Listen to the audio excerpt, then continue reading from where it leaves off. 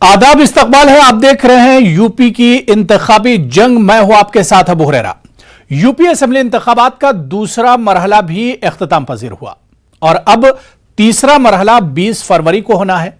इस वक्त यूपी में हर आने वाले दिन के साथ सियासत की भट्टी में झूठे वादे, सुनहरे ख्वाब पकाए जा रहे हैं और वोटर्स को परोसे भी जा रहे हैं। इल्जाम तराशियां, रसाकशी का दौर दौरा है। सभी पार्टियां खुद को अवाम की सबसे ज्यादा हमदर्द बता रही हैं। लोगों को बात करने और एक दूसरे से दस्तो गरेबा होने के लिए अब एक मौजू मिल चुका है। शहरों की सियासत गांव में हलचल पैदा कर रही है। ऐसे में बदलने वाला तो कुछ भी नहीं है, लेकिन बेरोजगारी की मार झेल रहे नौजवान, महंगाई से परेशान अवाम के पास एक मौका है बदले का और बदलाव का। जमहूरियत के जश्न में शामिल होकर बदला भी पूरा होगा और बदलाव भी आएगा।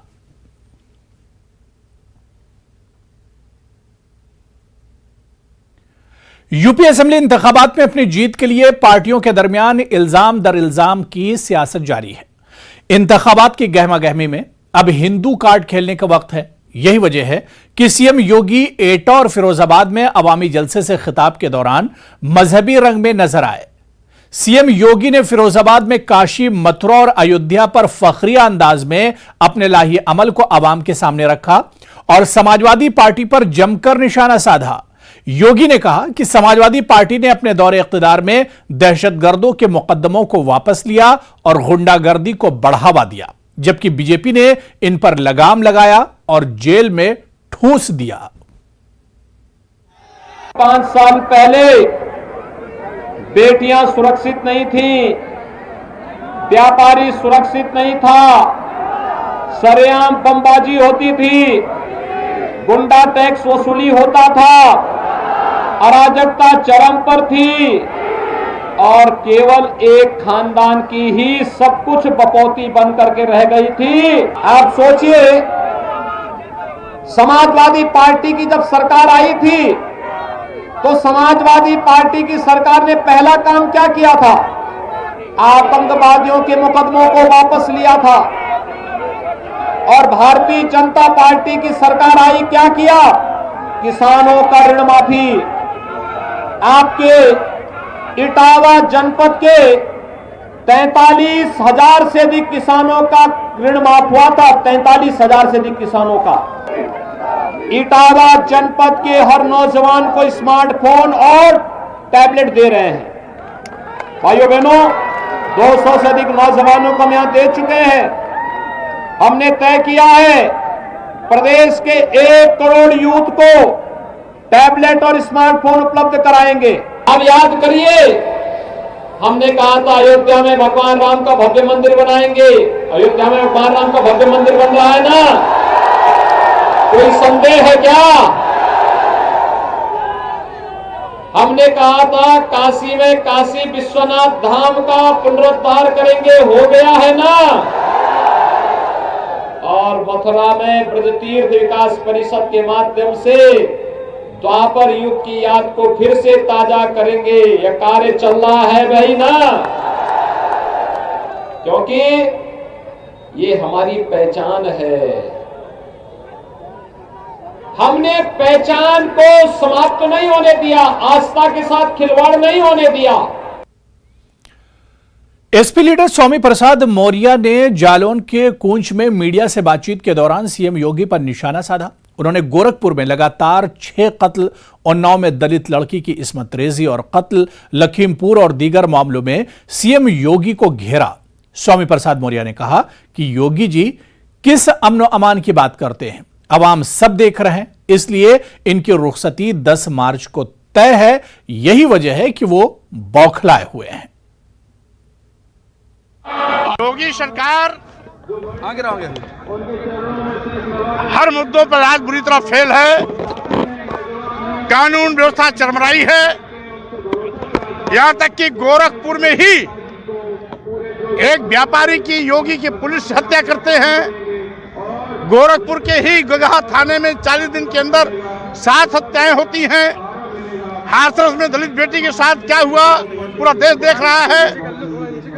लखीमपुर खीरी में मंत्री के संरक्षण में किसानों को रौंद करके मारा गया, मौत की नींद सुलाया गया। इसी प्रकार से आपके बगल में उन्नाव, जहां दो एक दलित बेटी, एक पिछड़े वर्ग की बेटी के साथ सामूहिक बलात्कार, हत्या और पुलिस तेल डाल करके उसे जला देती है। आज इस तरीके से पूरे प्रदेश में नंगा नाच हो रहा है। और उसी क्रम में आज शाहजहांपुर में भी जिस तरीके से दरिंदगी के साथ वहां हत्या की घटना घटी है, यह बहुत ही शर्मनाक है। और अभी भी योगी जी अपनी पीठ थपाते हैं कि उत्तर प्रदेश में कानून का राज है। इनका गुंडा राज ही इनका कानून राज दिखाई पड़ता है। और उत्तर प्रदेश में आज सभी लोग तय कर चुके हैं कि आज योगी सरकार की विदाई 10 मार्च को होना तय है। धनंजय सिंह को वज़ीर दाखिला अमित शाह ने आज कानपुर में रोड शो किया। सीसामऊ असेंबली के सलील बिश्नोई और आर्यनगर असेंबली के सुरेश अवस्थी के लिए बीजेपी उम्मीदवारों की हिमायत के लिए तशहीरी मैदान में उतरे। शाह ने रोड शो के दौरान आवाम से मुलाकात की और उनसे वोट की अपील की। हमारे नुमाइंदे संदीप सविता ने तफसीलात फराहम की। उत्तर प्रदेश में तीसरे चरण में मतदान होना है। कानपुर में 20 फरवरी को मतदान होना है। आज कानपुर की आर्यनगर विधानसभा और सीसामऊ विधानसभा में अमित शाह रोड शो कर रहे हैं। आप देख सकते हैं जिस तरह से यहाँ पर जन सैलाब उमड़ा हुआ है। और यहाँ पर देखिए हजारों कार्यकर्ता यहाँ पर रोड शो में शामिल हैं। यहाँ के प्रत्याशी सलील बिश्नोई के समर्थन में आज अमित शाह यहाँ पर लोगों से वोट मांगने आए हैं। जिस तरह से यहाँ पर सीसामऊ विधानसभा और आर्यनगर विधानसभा में ये रोड शो होगा, जिस तरह से यहाँ पर आप देख सकते हैं, हम आपको दिखाना चाहेंगे। यहाँ पर अमित शाह अपने जो रोड शो कर रहे थे उसमें नीचे आ गए जनसंपर्क के लिए। अब लोगों से मुलाकात कर रहे हैं। देख सकते हैं कि वो इस समय पैदल निकल चुके हैं और लोगों से मुलाकात करते हुए जा रहे हैं। ये देखिए सुरक्षा व्यवस्था के कड़े इंतजाम किए गए हैं। और आप देख सकते हैं कि किस तरह से ये अमित शाह जो कि गृह मंत्री हैं देश के, वो किस तरह से चुनावी प्रचार में मैदान में हैं। अब इस समय वो अपनी वीआईपी गाड़ी में मौजूद हैं। जिस तरह से देखिए लोगों से मुलाकात की और अब जिस तरह से वो आगे बढ़ रहे हैं, उनका काफिला आगे बढ़ रहा है। कानपुर से संदीप सविता, न्यूज़ 18 उर्दू। समाजवादी पार्टी भी अपने पूरे जोशो खरोश के साथ मैदान में है और बीजेपी के हर हमले का जवाब दे रही है। फतेहपुर में समाजवादी पार्टी सरबराह अखिलेश यादव ने सीएम योगी को आड़े हाथों लिया और कहा कि सीएम योगी को पहले और दूसरे मरहले की हो चुके इंतखाबात से अंदाजा हो चुका है कि आवाम क्या चाहते हैं। और योगी जी बार बार गुंडागर्दी खत्म करने की बात करते हैं, जबकि उनकी ही सरकार में कितनी गुंडागर्दी हुई है आवाम को बखूबी इसका इल्म है। कोई किसी को धमका देता है, मार देता है, यहां तक कि सियासी लीडरान भी महफूज नहीं है। देखिए, दोनों चरणों में समाजवादी पार्टी और गठबंधन के लोग बहुत आगे हैं और आगे इसीलिए भारतीय जनता पार्टी की भाषा बदल गई है। जो मुख्यमंत्री बहुत बड़ी बड़ी बातें करते थे, 2 चरण के चुनाव में जनता ने बता दिया है कि वो जनता में नहीं है और पूरा समर्थन समाजवादियों को दिया है जनता ने। अभी तक तो भारतीय जनता पार्टी जो रैली उत्तर प्रदेश में करा रही थी वो सरकारी पैसे से हो रही थी। पीडब्ल्यूडी से लेकर के तमाम विभाग लगे हुए थे। अब ये सुनने में आ रहा है कि बाहर से भीड़ बुलाई जा रही है। ये उत्तर प्रदेश की जनता ने समर्थन भारतीय जनता पार्टी को नहीं किया है। ये भीड़ जुटाने के लिए बाहर के लोग कर रहे हैं और तब जब ये पैसा नहीं दे पा रहे हैं। जो Bharatiya Janata party law and order की बात कर रही है, उन्हें बताना चाहिए एक पॉलिटिकल पार्टी के लीडर पे आखिरकार कचहरी में हमला कैसे हुआ। वो लोग जिन्होंने ओम प्रकाश राजभर जी पे हमला किया है वो सभी भारतीय जनता पार्टी के गुंडे हैं। जिस तरीके से पूरे मैदान में जन समूह और जन सैलाब दिखाई दे रहा है, इस बार भारतीय जनता पार्टी का यहां से खाता खुलने वाला नहीं है। लोग कहते थे गर्मी निकाल देंगे, लेकिन जब से पहले चरण का वोट पड़ा है उनके कार्यकर्ता नेता ठंडे पड़ गए हैं। 14 फरवरी को उत्तर प्रदेश में दूसरे मरहले की पोलिंग के बाद बीजेपी ने अजीबोगरीब फरमाइश की है। बीजेपी ने खित्ते के एक खत के जरिए इलेक्शन कमीशन से पर्दा नशी खवातीन के शिनाख्त कराने का मुतालबा किया है। बीजेपी ने कहा कि इससे जाली वोटिंग पर लगाम लगाई जा सकेगी। कानपुर शेर काजी ने पर्दानशी खवातीन को बापर्दा करने की अपील की है। दरअसल बीजेपी की बौखलाहट है, यही वजह है कि वो इस तरह की फरमाइशें कर रही है। मरने का काम कर रहे हैं कि मतलब ये कि पर्दानशीन औरतों के बारे में अब ये कह करके, हालांकि यही मोदी जी हैं, योगी जी हैं, जिन्होंने पिछली इलेक्शन के बाद उन्होंने ये बात कही थी कि हम खुश हैं और हमको जो है मुस्लिम ख्वातीन ने भी मुझे वोट दिया है, जिसकी वजह से हम जीते हैं। पिछली मतलब वो ये कह रहे थे, आज वो ये कह रहे हैं। तो ये सब तो लिहाजा जो है ऐसा कुछ नहीं है, ये सिर्फ इस बात का असर है कि उन्होंने ये महसूस कर लिया, समझ लिया कि मेरे प्राइज यूपी से उखड़ चुके हैं, यूपी में हमारा कोई चारा चलने वाला नहीं है। तो ये बौखलाहट का असर है, जिसकी नतीजे में ये एक दूसरे पर इल्ज़ाम तराशियाँ कर रही हैं। पीलीभीत में राकेश टिकैत ने एक होटल में अपने कारकुनों से मुलाकात की और प्रेस कॉन्फ्रेंस करके मुत्तहिदा किसान मोर्चा से एक अपील लिखी। उन्होंने अपनी अपील में लिखा कि सभी मिलकर बीजेपी को इस मर्तबा सजा दें और इन्हें जड़ से उखाड़ फेंकें। साथ ही उन्होंने कहा कि नोटा का इस्तेमाल भी नहीं करना है ताकि इससे बीजेपी को फायदा ना हो। राकेश टिकैत ने एमआईएम सदर ओवैसी की भी तनकीद की और इन्हें बीजेपी का चचा बताया। हाँ, ट्रेनिंग वही है जहां थे वही है। क्या यही जनता चाहती है कि लोगों को गाड़ियों से मारकर 3 महीने में कोर्ट से भी छूट जाए? इसलिए तो हमने कहा कि देश में दुनिया का दूसरा किंग जोंग हिंदुस्तान में पैदा हो गया। क्या यही जनता चाहती है? अगर ये सरकार दोबारा आएगी तो फिर क्या करेंगे? और आ जान दो भाई, जो भी, हमारा तो आंदोलन का काम है, अपनी बात बताने का काम है। साबिक रुकने पार्लियामेंट अतीक अहमद के रिवायती इंतखाबी हल्के शहर मगरबी में बीजेपी ने बड़ी इंतखाबी रैली की है। इस इंतखाबी रैली में मरकजी वजीर नितिन गडकरी ने शिरकत की। गडकरी ने इलाके के लोगों से बीजेपी के हक में वोट डालने की अपील की। शहर मगरबी असेंबली हल्के से रियासती वजीर सिद्धार्थनाथ सिंह चुनाव लड़ रहे हैं। इंतखाबी रैली में बड़ी तादाद में लोगों ने शिरकत की। इस रैली में मुस्लिम खवातीन भी शामिल हुई। बाज मुस्लिम खवातीन ने चुनाव में बीजेपी की हिमायत करने का ऐलान किया। जलसे में शामिल मुस्लिम खवातीन ने पीएम मोदी और सीएम योगी पर एतमाद का इजहार करते हुए उनकी तारीफ की। को सारी सुविधाएं मिली है, आज़ादी मिली, इसलिए हम लोग वोट करेंगे। अच्छा, क्या क्या आज़ादी मिला? ट्रिपल तलाक से भी आज़ादी मिली? जी, ट्रिपल तलाक से आज़ादी मिला है। औरतों को बराबर का सम्मान दिया गया है और औरतों को हमको इसलिए समझा गया कि हम लोग उनके लायक हैं, उनसे ज़्यादा चला सकते हैं, इसलिए हम लोग को दिए हैं। तो हम मोदी जी के बहुत आभारी हैं और मोदी जी को वोट करेंगे। बहुत सी वजह है। हम लोग गली गली पानी भरने जाते थे, पानी भरने नहीं जाना पड़ता, घर घर नल हो गया, सुविधाएं हो गई, राशन मिल रही, गैस चूल्हा मिला हमको। मोदी जी के राज में बहुत कुछ मिला हमको। और क्या सुविधाएं मिली आपको? तिलाक से आज़ाद मिला हमको। सबसे बड़ी बात यही है। जी जी। क्यों आज़ादी इससे मिल गई? पहले क्या होता था? पहले शादी करके 1-2 महीने रख के फिर तिलाक दे देते थे। तब बहुत आज़ादी मिल गई है।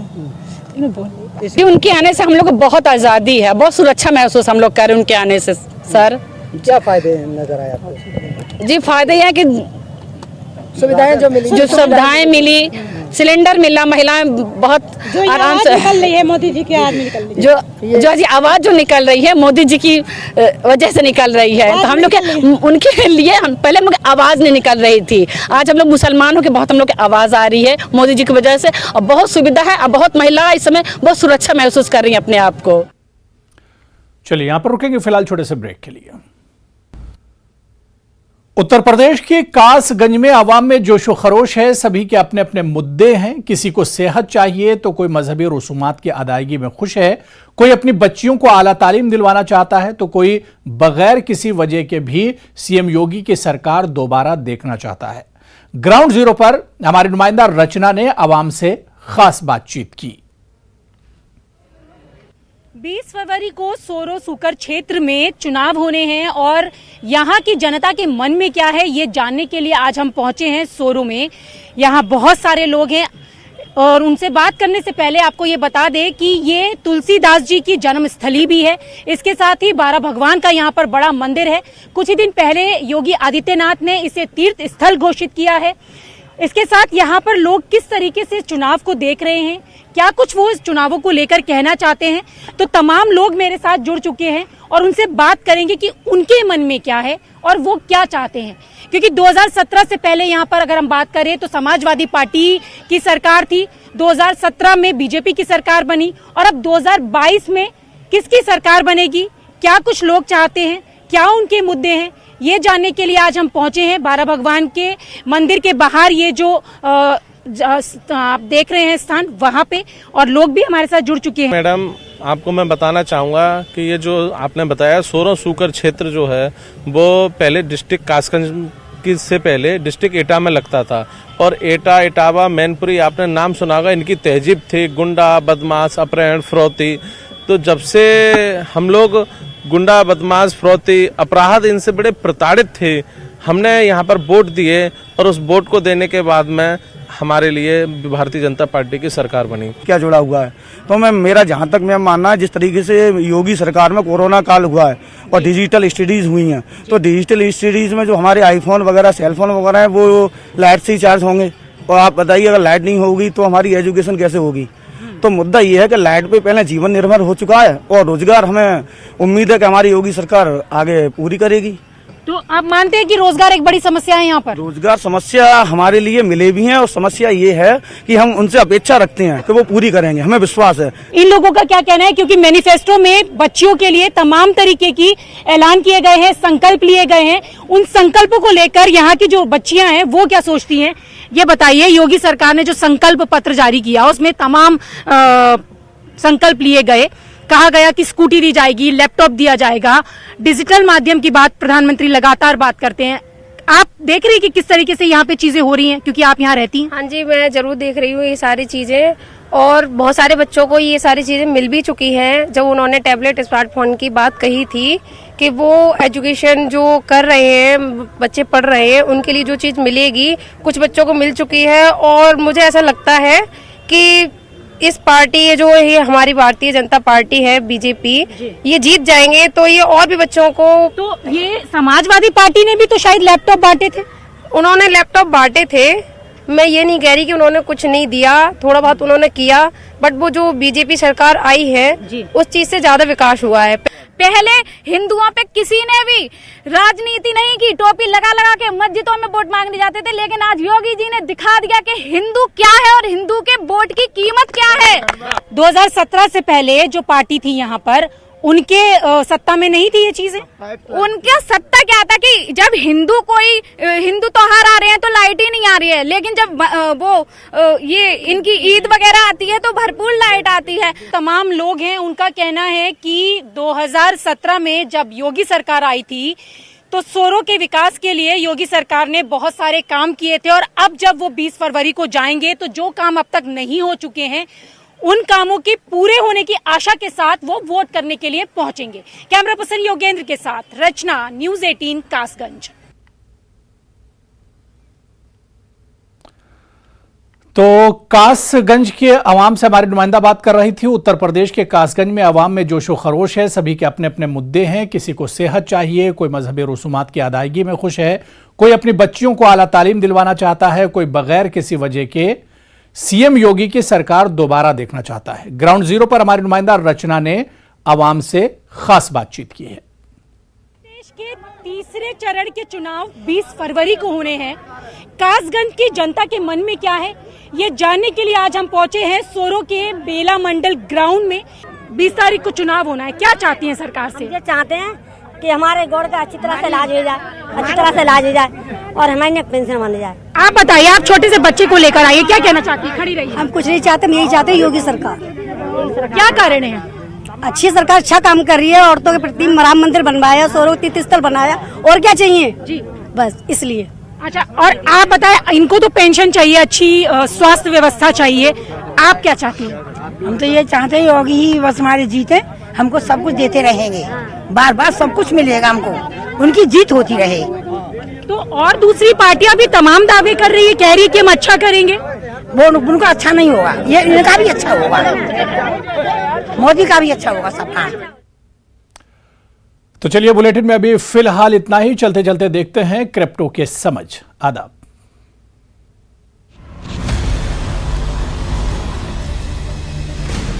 ज़ेड पे and news 18 network present crypto की समझ।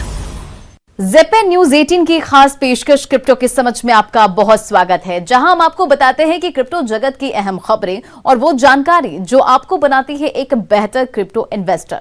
तो एपिसोड शुरू करते हैं और क्रिप्टो से जुड़ी कुछ अहम जानकारी आपको बताते हैं। 2023 में आएगा भारत का अपना डिजिटल रुपया। सरकारी सूत्रों के हवाले से खबर है कि भारत का अपना ऑफिशियल डिजिटल रुपया 2023 की शुरुआत में सभी के सामने प्रदर्शित कर सकता है। यह फिलहाल निजी कंपनियों के इलेक्ट्रॉनिक वॉलेट जैसा होगा। हालांकि ये सोवरेन बैक्ड फैसिलिटी होगी। रिजर्व बैंक द्वारा ब्लॉकचेन के आधार पर विकसित किया जा रहा है डिजिटल रुपया और सभी लेन देन का पता लगाने में सक्षम होगा।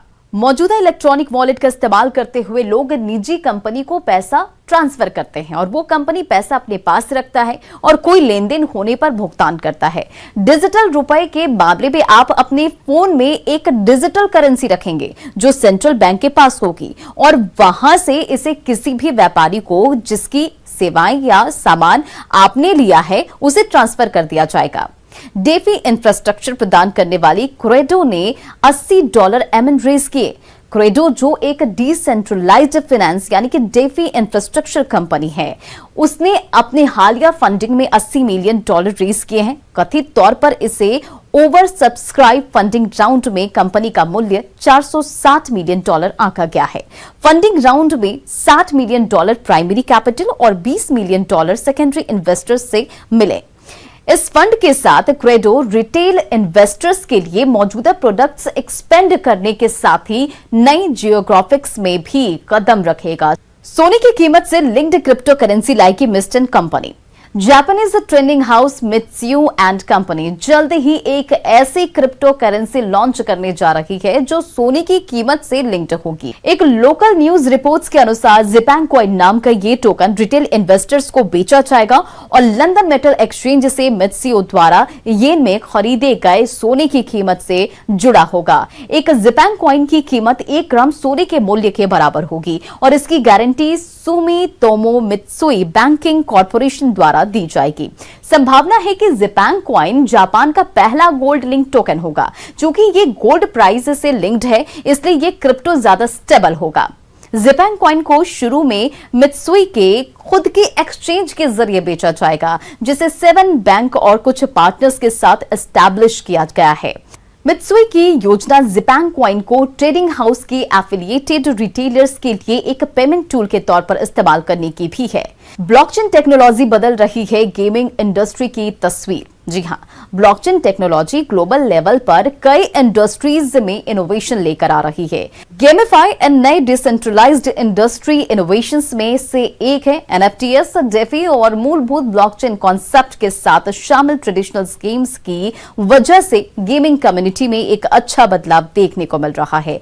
गेमिफाई के प्ले टू अर्न मॉडल की वजह से गेमर्स को गेम में टास्क या मिशन पूरा करके पैसों से रियल रिवॉर्ड्स कमाने का मौका मिलता है। बेहतरीन गेम परफॉर्मेंस और स्केलेबिलिटी के लिए इसे फास्ट ब्लॉकचेन पर बनाए जाने की जरूरत होती है। गेमिफाई के दुनिया से असाधारण ग्रोथ देखने को मिली है। इससे ग्लोबल गेमिंग मार्केट पर एक पावरफुल इंपैक्ट पड़ने की उम्मीद है। माना जा रहा है कि 2026 तक ये मार्केट $314.40 बिलियन तक पहुंच जाएगा और एक सर्वे के मुताबिक 4 में से 3 ऑनलाइन गेमर्स वर्चुअल एसेट्स को एक ऐसी करेंसी के लिए एक्सचेंज करना चाहते हैं जिसका इस्तेमाल कई प्लेटफॉर्म पर किया जा सके। खिलाड़ी अब कई ट्रेडिंग प्लेटफॉर्म पर डिजिटल एसेट्स का ट्रेड और एक्सचेंज कर सकते हैं।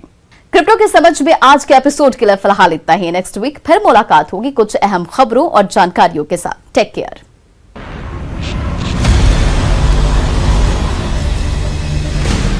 ज़ेपे and news 18 network present crypto की समझ।